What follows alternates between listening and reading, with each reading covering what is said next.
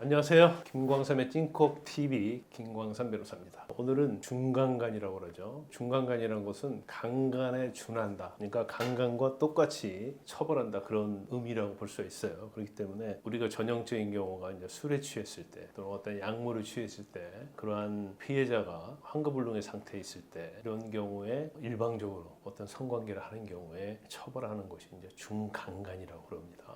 그러면 강간이랑 차이점으로서의 중간간은 무엇인가요?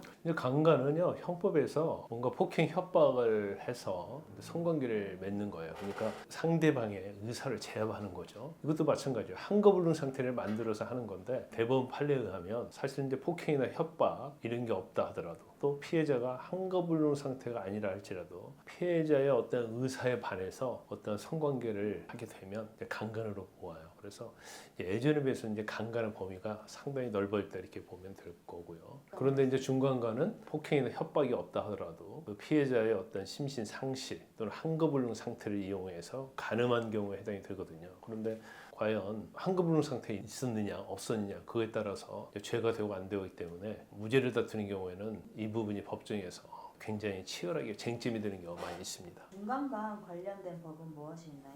일단 형법이 이제 중간간에 대해서 규정을 하고 있어요. 물론 이제 성폭력법이랄지 이제 특별법에 의해서도 이제 가중처벌되는 규정이 있긴 하지만 형법 제 299조가 규정을 하고 있는데 거기에는 요건이 이제 심신상실 또는 한거불능 상태거든요. 심신상실이라는 것은 정상적인 판단력을 할 수 없는 상태 이런 것이 결여됐을 때를 이제 심신상실이라고 하고요. 또 한거불능이라는 것은 이런 심신상실 이외에도 어떤 심리적 물리적으로 반항이 이제 절대적으로 할 수 없는 그러한 경우 또는 뭐 현저히 곤란한 경우 이런 것은 이제 한거불능 상태라고 우리가 얘기를 합니다. 중간간의 예시를 들자면 어떤 상황이 있나요? 실무적으로 많이 있는 경우가 술에 취한 상태에서 이제 같이 모텔에 가서 여자가 완전히 취해서 이제 떨어진 상태에서 성관계하는 경우 또는 뭐 피해자 집이랄지 또 가해자의 집에 가서 술 취한 피해자를 상대로 이제 성관계하는 경우 이런 경우 굉장히 많아요. 그래서 가해자 입장에서는 피해자가 술에는 취해 있을지언정 본인의 어떤 의사는 있었다 이제 그렇게 주장하는 경우가 상당히 많죠. 그러면 결과적으로 그런 피해자가 술에 취했는데 그 취한 정도가 아주 많지냐 심신 상실의 정도냐 아니면 술을 너무 많이 먹어서 자신을 방어할 수 없는 한거불능 상태냐 이게 굉장히 이제 쟁점이 될 수 있는 거죠. 그래서 이제 모텔에서 일어난 중간간 사건의 경우에는 피해자가 술을 얼마나 많이 먹었느냐 이제 이게 굉장히 중요한 쟁점이기 때문에 모텔은 되게 CCTV가 설치되어 있잖아요. 들어갈 때 어떤 피해자의 상태가 어떻게 했느냐 만약에 피해자가 너무 취해서 업고 들어갔다 그렇다고 한다면 거의 뭐 100% 중간간이 인정이 될 수밖에 없고 또 경우에 따른 피해자가 비틀거리면서 가해자에게 매달려서 들어가는 경우가 있거든요. 그런 경우는 중간간 혐의를 벗기가 굉장히 어려워요. 그런데 설사 피해자가 같이 나란히 걸어갔다 그래서 모텔 들어갔다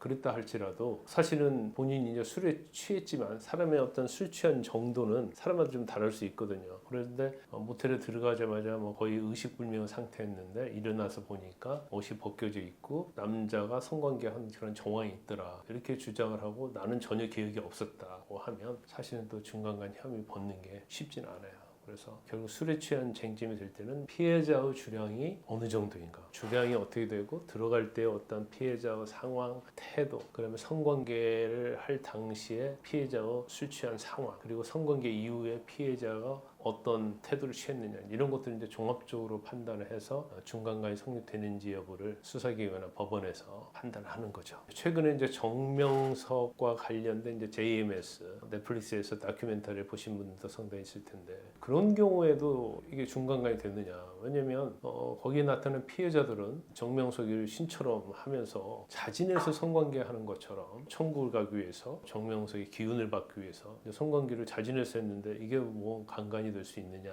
그런데 지금 정명석 씨에 대해서는 중간간으로 기소가 돼 있죠. 이 중간간이라는 것이 제가 아까 말씀드린 심실 상실 또는 한거불능이라고 했는데 어떤 지속적인 세뇌를 통해서 그 사람의 의사를 제압을 하고 정상적인 판단을 할 수 없을 상태로 만들었다고 한다면 그러니까 정명석을 메시아로 알고 메시아의 어떤 명령에는 무조건 복종을 해야 한다. 이 정도 상태로 갔다고 한다면 이것은 사실은 심신상실에 준한다고 볼 수 있고 자기가 이걸 거부할 수 없을 정도로 한거불능 상태라고 볼 수도 있거든요. 그래서 중간간과 관련해서 정명석 씨에 대해서도 유죄 판결이 내려질 가능성도 상당히 있다. 저는 그렇게 보고요. 그 다음에 중간간과 관련된 사건에 있어서는 이제 블랙아웃이라는 용어가 많이 등장을 해요. 그러니까 순간적으로 자기 이제 필름이 완전 끊긴 상태죠. 그런데 술에 취했는데 같이 모텔에 들어갔어요. 근데 피해자가 성관계에 대해서 이제 승낙을 했어요. 그래서 성관계를 했어요. 그럼 이건 중간간이 될까요? 안 될까요? 그건 피해자가 승낙을 한 것이 실질적으로 자기 의사에서 승낙을 한 것인지 아니면 술에 만취한 상태에서 형식적으로 승낙을 했는지 이 부분을 봐야 돼요. 그래서 대법원 판례도 설사 성관계를 해도 괜찮다고 의사를 표현했다 할지라도 쉽게 말하면 제정신이 아닌 상태에서 이 얘기를 했다고 한다면 본인이 진정한 승낙의 의사표시가 아니기 때문에 중간간이 된다는 판례도 있습니다. 결과적으로 얘기하면 술 취한 여성과 성관계를 하면 문제가 될 수 있다. 이 점은 아셔야 할 것 같아요.